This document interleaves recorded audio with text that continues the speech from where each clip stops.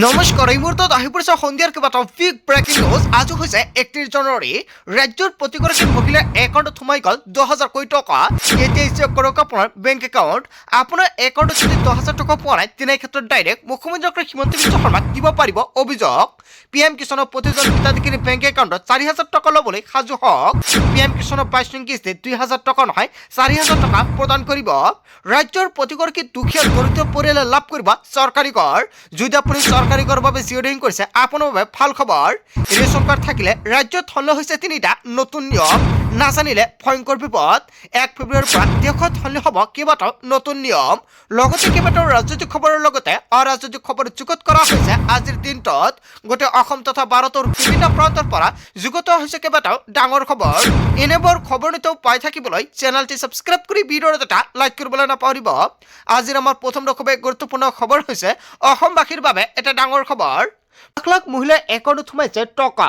প্ৰতিগৰাকী মহিলাৰ মুখত বিৰিঙিছে হাঁহি আৰু হাঁহি। ধন বিতৰণ প্ৰচেছিং অব্যাহত। প্ৰতিগৰাকী মহিলাৰ একাউণ্টত সোমাই গ'ল 10,000 কোটি টকা। মুখ্যমন্ত্ৰীৰ এটা ক্লিকতে 27 লাখ মহিলাৰ একাউণ্টত 10,000 টকা সোমাই গ'ল। আপোনাৰ সমষ্টিত আপুনি 10,000 টকা পালেনে কমেণ্ট কৰি জনাই দিয়ক।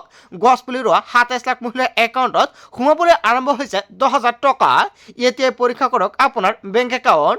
27 লাখ মহিলাৰ একাউণ্টত সোমাবলৈ আৰম্ভ হৈ গৈছে প্ৰথম কিস্তিত 10,000 কোটি টকা। যদি আপোনাৰ সমষ্টিত এতিয়ালৈকে 10,000 টকা পোৱা নাই তেনে ক্ষেত্ৰত আপোনাৰ সমষ্টিৰ নাম কি আপুনি কমেণ্ট কৰি জনাই দিয়ক।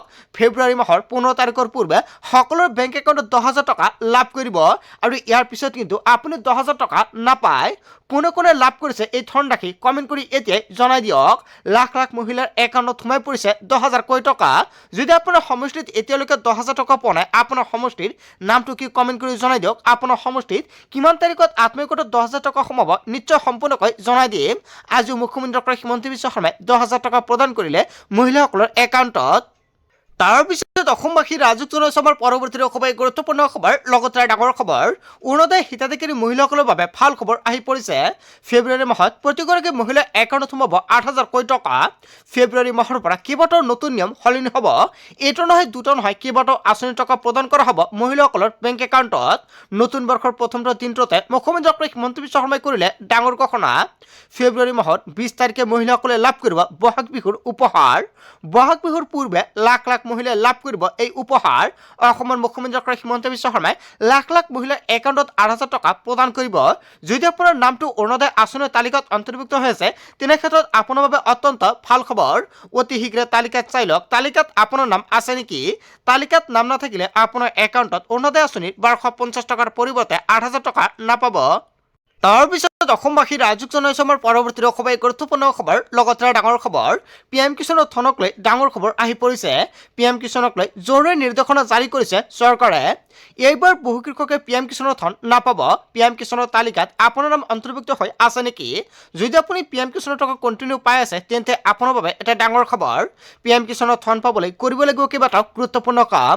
এইবাৰ ধন লাভৰ পৰা বঞ্চিত হ'ব 7 প্ৰকাৰৰ কৃষক। কোন কোন কৃষকে লাভ নকৰিব PM কিষাণৰ টকা।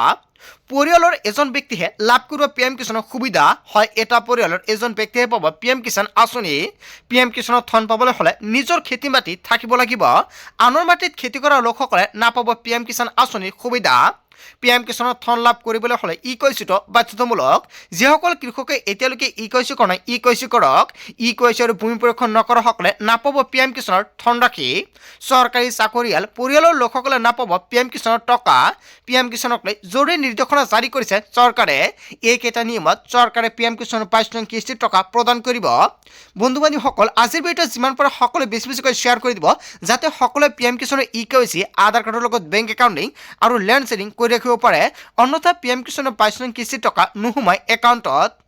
তাৰপিছত অসমবাসী ৰাজুক জনাইছে আমাৰ পৰৱৰ্তী খুবেই গুৰুত্বপূৰ্ণ খবৰ লগতে ডাঙৰ খবৰ। কংগ্ৰেছে অবৈধ বাংলাদেশীক লৈ নতুন বৰ অসম গঢ়িবলৈ খুজিছে। অসমৰ মুখ্যমন্ত্ৰী ডক্টৰ হিমন্ত বিশ্ব শৰ্মাই বৰ অসমক লৈ পুনৰ কেইবাটাও বৃহৎ মন্তব্য কৰিছে। নতুন বৰ অসম আমাৰ প্ৰয়োজন নাই। স্বৰ্গদেউ চাওলুং চুকাফাই নিৰ্মাণ কৰি গৈছিল বৰ অসম। বৰ অসম চাওলুং চুকাফাই 1200 খ্ৰীষ্টাব্দত নিৰ্মাণ কৰি থৈ গৈছিল। আমাৰ বৰ অসমখন হ'ল 600 বছৰ আগতে নিৰ্মাণ কৰা বৰ অসম। কংগ্ৰেছলৈ মুখ্যমন্ত্ৰী ডক্টৰ হিমন্ত বিশ্ব শৰ্মাৰ ডাঙৰ প্ৰশ্ন, নতুন বৰ অসম মানে কি? এনেকুৱাকৈ ডাঙৰ প্ৰশ্ন উত্থাপিত কৰিছে মুখ্যমন্ত্ৰী ডক্টৰ হিমন্ত বিশ্ব শৰ্মাই। বিদেশী বাংলাদেশীক লৈ কংগ্ৰেছৰ নতুন বৰ অসম নেকি? এনেকুৱাকৈ ডাঙৰ প্ৰশ্ন উত্থাপিত কৰিছে।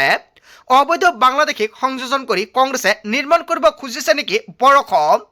নতুন বৰ অসমৰ ধাৰণাটো কি কংগ্ৰেছে ভালদৰে বুজাই দিয়ক। চাওলুং চুকাফাৰ প্ৰতিমূৰ্তি উন্মোচন কৰি অসমৰ মুখ্যমন্ত্ৰী ডক্টৰ হিমন্ত বিশ্ব শৰ্মাৰ প্ৰশ্ন। অসমৰ মুখ্যমন্ত্ৰী ডক্টৰ হিমন্ত বিশ্ব শৰ্মাই কংগ্ৰেছলৈ যিটো প্ৰশ্ন উত্থাপিত কৰিছে, জনতাই কি ক'ব? যদি জনতাৰ কিবা মন্তব্য কৰিব লগা থাকে, আপোনালোকৰ মন্তব্যটো নিশ্চয় কমেণ্ট কৰি জনাই দিব। তাৰ পিছত অসমবাসী ৰাজুক জনোৱা আমাৰ পৰৱৰ্তী খুবেই গুৰুত্বপূৰ্ণ খবৰ, লগতে ডাঙৰ খবৰ। প্ৰধানমন্ত্ৰীয়ে অসম আগমনৰ দিনাই প্ৰতিবাদত কৰিব অসম। হয়, এটা বিগ ব্ৰেকিং নিউজ আহি পৰিছে।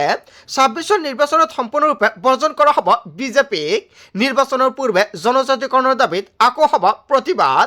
জনজাতিকৰণৰ প্ৰলোভন দি বিজেপিক দিয়া হ'ব প্ৰত্যুত্তৰ। অসমৰ কোচ ৰাজবংশীয়ে বিজেপিক নিদিয়ে ভোট। হয়, বিজেপিৰ ফালৰ পৰা কেইবাটাও বৃহৎ মন্তব্য কৰা হৈছিল যে জনজাতিকৰণ দিব, কিন্তু এতিয়ালৈকে জনজাতিকৰণ নিদিলে। অসমৰ কোচ ৰাজবংশীয়ে বিজেপিক ভোট নিদিয়াৰ অংগীকাৰ। বিজেপিৰ প্ৰতি কোনো আস্থা নাই, বিশ্বাস নাই। 14 ফেব্ৰুৱাৰীৰ দিনাই প্ৰধানমন্ত্ৰী দেখুওৱা হ'ব কলা পতাকা। জনজাতিকৰণৰ দাবীত পুনৰ গজি উঠিছে কোচ ৰাজবংশীসকল। প্ৰধানমন্ত্ৰীয়ে অসম আগমনৰ দিনে এনেকুৱাকৈ ভয়ংকৰভাৱে প্ৰতিবাদ সাব্যস্ত কৰিব কোচ ৰাজবংশীয়ে। তাৰপিছত অসমবাসী ৰাজুক জনাইছো আমাৰ পৰৱৰ্তী খুবেই গুৰুত্বপূৰ্ণ খবৰ, লগতে ডাঙৰ খবৰ। 2026ত চৰকাৰ গঠন কৰিব কংগ্ৰেছে। উজনি অসমত বৃদ্ধি পাইছে কংগ্ৰেছৰ জনপ্ৰিয়তা। আত্মবিশ্বাসী কংগ্ৰেছৰ সাংসদ ৰকিবুল হুছেইন। উজনিত তিনিচুকীয়া, ডিব্ৰুগড়, শিৱসাগৰত পাব আসন। কেৱল ইয়াই নহয়, যোৰহাট, মাজুলী, গোলাঘাটত আসন পাব কংগ্ৰেছে। উজনিত 20ৰো অধিক আসন পাব কংগ্ৰেছে। ধেমাজি, লখিমপুৰ, শোণিতপুৰত 10খন আসন পাব কংগ্ৰেছে। মধ্য অসমত কংগ্ৰেছে পাব 7খন আসন। বৰকত কংগ্ৰেছে পাব 7খনকৈ আসন। নামনি অসমত 15খনকৈ আসন পাব কংগ্ৰেছে। কাৰ্বি আংলং, ডিমা হাছাওত কংগ্ৰেছে পাব 4খন আসন। 70ৰ পৰা 80খন আসন লৈ গৌৰৱ গগৈৰ নেতৃত্বত গঠন হ'ব চৰকাৰ। 26ত চৰকাৰ গঠন কৰিব কংগ্ৰেছে। উজনি অসমত বৃদ্ধি পাইছে কংগ্ৰেছৰ জনপ্ৰিয়তা। হয়, ৰকিবুল হুছেইনে যিটো মন্তব্য কৰিছে 2026ত অসমত কোনে চৰকাৰ গঠন কৰিব, কংগ্ৰেছ নে বিজেপি? আপোনালোকৰ মন্তব্যটো নিশ্চয় কমেণ্ট কৰি জনাই দিব। লগতে জনতাই 2026ত অসমৰ মুখ্যমন্ত্ৰী হিচাপে কাক বিচাৰে, গৌৰৱ গগৈ নে মুখ্যমন্ত্ৰী ডক্টৰ হিমন্ত বিশ্ব শৰ্মা? আপোনাৰ মন্তব্যটো কমেণ্ট কৰি জনাই দিব। আৰু আজিৰ ভিডিঅ'টো যিমান পাৰে সকলোৱে বেছি বেছিকৈ শ্বেয়াৰ কৰি দিয়ক। তাৰপিছত অসমবাসী ৰাজুক জনাইছো আমাৰ পৰৱৰ্তী খুবেই গুৰুত্বপূৰ্ণ খবৰ, লগতে ডাঙৰ খবৰ। মুখ্যমন্ত্ৰীৰ বিৰুদ্ধে সৰ্বোচ্চ ন্যায়ালয়ৰ দ্বাৰস্থ হ'ব ইউডিএফে। এয়াচৰৰ বিসংগতিৰ বাবে ন্যায়ালয়ক নিজাববীয়াকৈ গোচৰ ল'বলৈ আহ্বান। অসমখন মুখ্যমন্ত্ৰীৰ মতে নচলে। মিয়াক কষ্ট দিবলৈ কাৰো অধিকাৰ নাই। মিয়াক খেদিবলৈ মুখ্যমন্ত্ৰী হিমন্ত বিশ্ব শৰ্মা কোন হয়? এনেকুৱাকৈ ডাঙৰ প্ৰশ্ন উত্থাপিত কৰিছে। অসমখন হিমন্ত বিশ্ব শৰ্মাৰ সম্পত্তি নহয়। হিমন্ত বিশ্ব শৰ্মাৰ বিৰুদ্ধে পুনৰ গৰ্জন বিধায়ক আমিনুল ইছলামৰ। মুখ্যমন্ত্ৰী হিমন্ত বিশ্ব শৰ্মাৰ বিৰুদ্ধে সৰ্বোচ্চ ন্যায়ালয়ৰ দ্বাৰস্থ হ'ব ইউডিএফে। তাৰপিছত অসমবাসী ৰাজুক জনাইছো আমাৰ পৰৱৰ্তী খুবেই গুৰুত্বপূৰ্ণ খবৰ, লগতে ডাঙৰ খবৰ। বিবাদত মুখ্যমন্ত্ৰী ডক্টৰ হিমন্ত বিশ্ব শৰ্মা। মুখ্যমন্ত্ৰী হিমন্ত বিশ্ব শৰ্মাৰ বিৰুদ্ধে দাখিল কৰা হ'ল এজাহাৰ। সংখ্যালঘু সংগ্ৰাম পৰিষদে জুৰিয়াত দাখিল কৰিলে এজাহাৰ। মুখ্যমন্ত্ৰীৰ বাবে মুছলমানৰ ওপৰত অত্যাচাৰ চলিছে। মুছলমানক টাৰ্গেট কৰিছে উজনিত একাংশ সংগঠনে। ৰিক্সা চালকক টাৰ্গেট কৰিছে মুখ্যমন্ত্ৰী ডক্টৰ হিমন্ত বিশ্ব শৰ্মাই। মিয়াক অত্যাচাৰ কৰিবলৈ মুখ্যমন্ত্ৰীয়ে উচতনি দিয়াৰ অভিযোগ। এয়াচৰৰ নামত ভুৱা অভিযোগ দি হাৰাশাস্তি কৰিছে হিমন্ত বিশ্ব শৰ্মাই। ভোটাৰ তালিকাৰ পৰা মিয়াৰ নাম কৰ্তনৰ বাবে কাৰ্যকৰ্তাক উচতনি দিছে। মুখ্যমন্ত্ৰীৰ পদমৰ্যাদা লাঘৱ কৰিছে হিমন্ত বিশ্ব শৰ্মাই। মিয়াৰ ওপৰত দাদাগিৰি কৰিছে। মিয়াক শেষ কৰাৰ ভয়ংকৰ ষড়যন্ত্ৰ ৰচিছে মুখ্যমন্ত্ৰী ডক্টৰ হিমন্ত বিশ্ব শৰ্মাই। পুনৰ মুখ্যমন্ত্ৰী হ'বলৈ মিয়াক টাৰ্গেট কৰিছে হিমন্ত বিশ্ব শৰ্মাই। আমি তেজ দি হ'লেও জীৱন দি হ'লেও মিয়াক আমি ৰক্ষা কৰিম। আমাৰো আত্মসন্মান আছে, আমি আকাশৰ পৰা উৰি অহা নাই।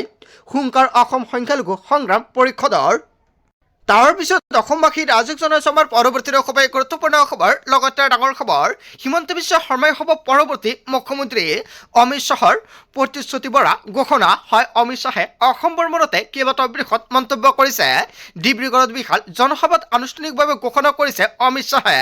হিমন্ত বিশ্ব শৰ্মাৰ নেতৃত্বত তৃতীয়বাৰলৈ চৰকাৰ গঠন হ'ব। তৃতীয়বাৰৰ বাবে বিজেপিৰ চৰকাৰ বনক অসমৰ ৰাইজে এনেকুৱাকৈ অমিত শ্বাহে ভাষণত বৃহৎ মন্তব্য কৰিছে। হিমন্ত বিশ্ব শৰ্মা আমাৰ নেতৃত্বত বিজেপিৰ চৰকাৰ হ'বলৈ সুযোগ দিয়ক, অসমবাসীলৈ আহ্বান জনাইছে গৃহমন্ত্ৰী অমিত শ্বাহে। তৃতীয়বাৰলৈ চৰকাৰ গঠন কৰিবলৈ সকলোকে অনুপ্ৰৱেশকাৰী খেদ হ'ব। তৃতীয়বাৰলৈ যদি হিমন্ত বিশ্ব শৰ্মাক চৰকাৰ কৰে তেনে ক্ষেত্ৰত অনুপ্ৰৱেশকাৰী খেদ হ'ব বুলি মন্তব্য কৰিছে অমিত শ্বাহে। বিচাৰি বিচাৰি অসমৰ পৰা খেদ হ'ব অনুপ্ৰৱেশকাৰীক, তৃতীয়বাৰলৈ সুযোগ দিয়ক বিজেপিক, এনেকুৱাকৈ অমিত শ্বাহে ভাষণৰ মাজতে বৃহৎ মন্তব্য কৰিছে। 2026ত কাক চৰকাৰ হিচাপে বিচাৰে জনতাৰ মন্তব্যটো কমেণ্ট কৰি জনাই দিব। তাৰ পিছত অসমবাসী ৰাজুক জনাইছে আমাৰ পৰৱৰ্তী সভাই গুৰুত্বপূৰ্ণ খবৰ, লগতে ডাঙৰ খবৰ। হিমন্ত বিশ্ব শৰ্মাই মিয়া মিয়া চিঞৰি ক্ষতি কৰিব নোৱাৰে। মিয়া মিয়া কৰি থাকোঁতে মিয়া এদিন শাসনত বহিব। ভাৰতত মুছলমান সুৰক্ষিত আছে। মুছলমানে ভাৰতত ভয় খোৱাৰ কোনো কাৰণ নাই। মুছলমানৰ কাষত দেশৰ হিন্দু ভাই ভনী সকলো আছে। এজন হিমন্ত বিশ্ব শৰ্মাই চিঞৰিলে মুছলমান বিপদত নাহে। এজন হিমন্ত বিশ্ব শৰ্মাই চিঞৰিলে জংঘল খালী হৈ নাযায়। মুখ্যমন্ত্ৰীয়ে মিয়া মিয়া কৰি থাকোঁতে মিয়া এদিন শাসনত বহিব। মিয়া এদিন শাসনত আহিবই বুলি হুংকাৰ দিছে মৌলানা বদৰুদ্দিন আজমলে। তাৰ পিছত অসমবাসী ৰাজুক জনাইছে আমাৰ পৰৱৰ্তী সভাই গুৰুত্বপূৰ্ণ খবৰ, লগতে ডাঙৰ খবৰ। অসমত লাগে ৰাষ্ট্ৰপতি শাসন। চিঞৰি অসমত ৰাষ্ট্ৰপতি শাসনৰ দাবী। হিমন্ত বিশ্ব শৰ্মাৰ অপসাৰণৰ দাবীত এনেকুৱাকৈ পত্ৰ। মুখ্যমন্ত্ৰী হিমন্ত বিশ্ব শৰ্মাৰ বিৰুদ্ধে এনেকুৱাকৈ কেইবাটাও বৃহৎ মন্তব্য কৰিছে। মুখ্য নিৰ্বাচনী আয়ুক্তলৈ পত্ৰ লিখি বিস্ফোৰণ আমিনুল ইছলামৰ। হিমন্ত বিশ্ব শৰ্মাৰ নেতৃত্বত অসমত অসম্ভৱ নহয় মুক্তি নিৰ্বাচন। অসমত ৰাজতন্ত্ৰ চলাইছে মুখ্যমন্ত্ৰীয়ে। বহিৰাজ্যৰ ভোটাৰক আনিব বিচাৰিছে। অসমত লাগে ৰাষ্ট্ৰপতি শাসন। চিঞৰি অসমত ৰাষ্ট্ৰপতি শাসনৰ দাবী জনাইছে আমিনুল ইছলামে। হয়, আমিনুল ইছলামে যিটো মন্তব্য কৰিছে অসমত ৰাষ্ট্ৰপতি শাসন লাগে নে নাই জনতাৰ মন্তব্যটো নিশ্চয় কমেণ্ট কৰি জনাই দিব। তাৰ পিছত অসমবাসী ৰাজুক জনাইছে আমাৰ পৰৱৰ্তী সভাই গুৰুত্বপূৰ্ণ খবৰ, লগতে ডাঙৰ খবৰ। যিকোনো মুহূৰ্তত ঘোষণা হ'ব 2026ৰ নিৰ্বাচনৰ দিনবাৰ। বহাগ বিহুৰ পূৰ্বে অসমত অনুষ্ঠিত হ'ব নিৰ্বাচন। বিগত তিনিটা নিৰ্বাচন বিহুৰ পূৰ্বে হৈছিল আৰু বিহুৰ পূৰ্বে নিৰ্বাচন হোৱাটো ৰাইজে বিচাৰে, চৰকাৰেও বিচাৰে। জল্পনা ওৰ পেলাই মুখ্যমন্ত্ৰীৰ ঘোষণা। যিকোনো মুহূৰ্তত ঘোষণা হ'ব 26ৰ নিৰ্বাচনৰ দিনবাৰ। বহাগ বিহুৰ পূৰ্বে নিৰ্বাচন হ'ব পাৰে। হয়, জনতাই কি ক'ব, বহাগ বিহুৰ পূৰ্বে নিৰ্বাচন হ'ব লাগেনে? বন্ধু বান্ধৱীসকল, গোটেই অসম তথা ভাৰতৰ বিভিন্ন প্ৰান্তৰ পৰা যুগত হৈছে কেইবাটাও ডাঙৰ খবৰ। এনেবোৰ খবৰ নিতৌ পাই থাকিবলৈ চেনেলটি ছাবস্ক্ৰাইব কৰি ভিডিঅ'ত এটা লাইক কৰিবলৈ নাপাহৰিব। চ' থেংক ইউ ফৰ ৱাচিং ফুল ভিডিঅ'।